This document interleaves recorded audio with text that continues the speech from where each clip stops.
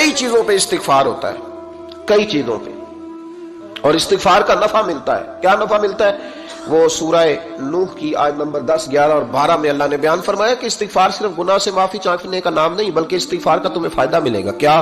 رب فرماتے ہیں فَقُلْ تُسْتَغْفِرُوا رَبَّكُمْ۔ جب حضرت نوح کی قوم قحط کا شکار ہو گئی، آزمائشیں آ گئیں، تو آ کے حضرت نوح سے کہنے لگے اب ہم کیا کریں؟ تو کیا کہا حضرت نوح نے؟ فرمایا فَقُلْ تُسْتَغْفِرُوا رَبَّكُمْ، آپ نے فرمایا اپنے رب سے استغفار کرو، اپنے رب سے۔ انہوں نے قحط کی بات کی، انہوں نے کہا کہ کھیتیاں اجڑ گئی ہیں، بارش نہیں ہو رہی، قحط کی بات کی۔ آپ نے کیا کہا؟ استغفار کرو، کیوں کہ انہ کان غفارا، بے شک اللہ بڑا ہی بخشنے والا۔ وہ کیا کرے گا؟ یرسل السماء علیکم مدرارا، وہ تم پر موسلا دار بارش برسائے گا۔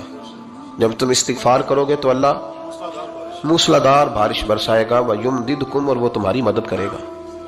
استغفار کرنے والے کی اللہ کیسے مدد کرے گا؟ بِأَمْوَالٍ وَبَنِينَ، تمہیں مال بھی عطا کرے گا اور بیٹے بھی عطا کرے گا، بارش بھی دے گا استغفار کرنے والے کو، اور مال اور اولاد سے اس کی مدد بھی کرے گا۔ وَيَجْعَلْ لَكُمْ جَنَّةٍ وَيَجْعَلْ لَكُمْ أَنْهَارًا، اللہ تمہیں جنت بھی عطا کرے گا اور تمہیں نہریں بھی عطا فرمائے گا، تمہارے لیے جنت بھی بنائے گا، انہار بھی بنائے گا۔ توبہ کا، استغفار کا تمہیں یہ فائدہ ملے گا۔